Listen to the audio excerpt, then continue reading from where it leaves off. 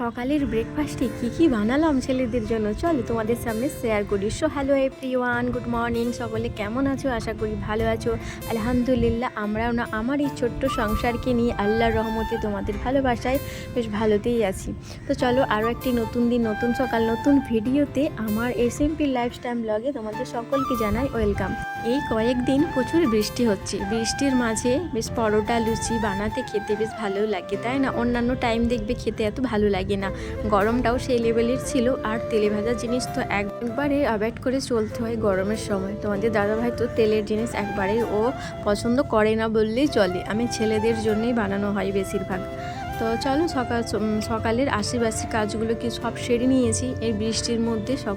আমাদের মতো হাউসওয়াইফদের, মেয়ে বইদের তো কাজ তো সেরে নিতেই হয়। তো সব কাজগুলো সেরে নিয়ে আটা মেখে নিলাম, ময়দা মেখে নিলাম পরোটা বানাবার জন্য। তো তোমাদের দাদাভাই তো লুচি খেতে অতটা ভালোবাসে না, ওর জন্য কিন্তু বানিয়ে নিলাম একটু পরোটা। আর ছেলেরা কিন্তু লুচি খেতে ভালোবাসে, তো ছেলেদের জন্য বানাবো কিন্তু লুচি।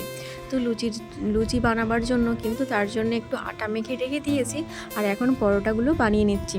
আর যদিও চা বানাবো, আর মিষ্টি নিয়ে এসেছিলো গতকালকে রাত্রে, মিষ্টি আছে, মিষ্টি দিয়ে রুটি খাওয়া হবে, চা বানাবো। আর বৃষ্টির সময় দেখবে চা, পরোটা, লুচি, ঘুগনি এইগুলোই মানে ভালো লাগে। তো এই যে দেখো পরোটাগুলো ভেজে নিই। তারপরে এই যে বৃষ্টি হচ্ছে, বৃষ্টির মধ্যেই দেখবে আমাদের কাজ কিন্তু প্রচুর থাকে। আর যতই বৃষ্টি হোক না কেন জামা কাপড় ঠিক দেখবে কাচতেই হয়, তাই না?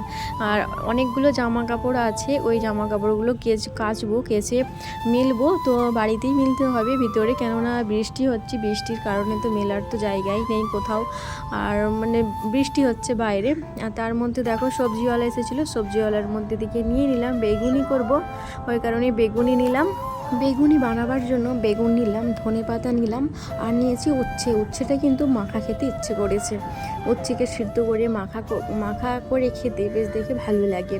আর এখানে দেখো ব্রেকফাস্টে নিয়ে নিলাম, আছে এখানে রসগোল্লা আছে, আর এখানে কি সন্দেশ নাকি নামটা আমার জানা নেই, আর নিয়েছি পরোটা।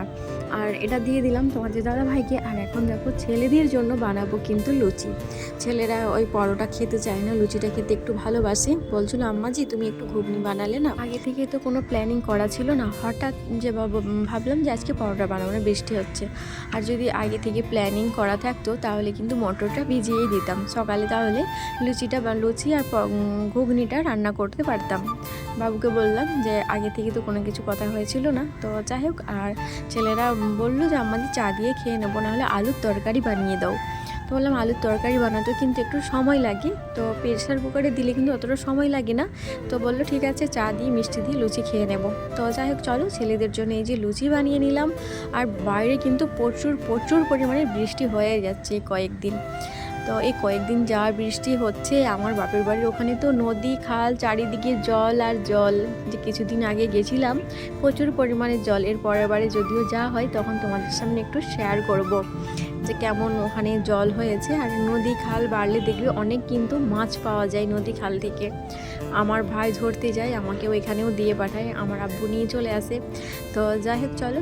আর এই যে পরোটা বানালাম, লুচি বানালাম, চা বানালাম, এখন হচ্ছে চলো খেয়ে নিই। খেয়ে তারপরে কিন্তু রান্না বান্না করব, দেখি রান্না বান্না কি করে। আজকের মতো এই পর্যন্তই থাক, আল্লাহ হাফিজ। আরও আসছি নতুন একটা দিন, নতুন একটা ভিডিওর সাথে।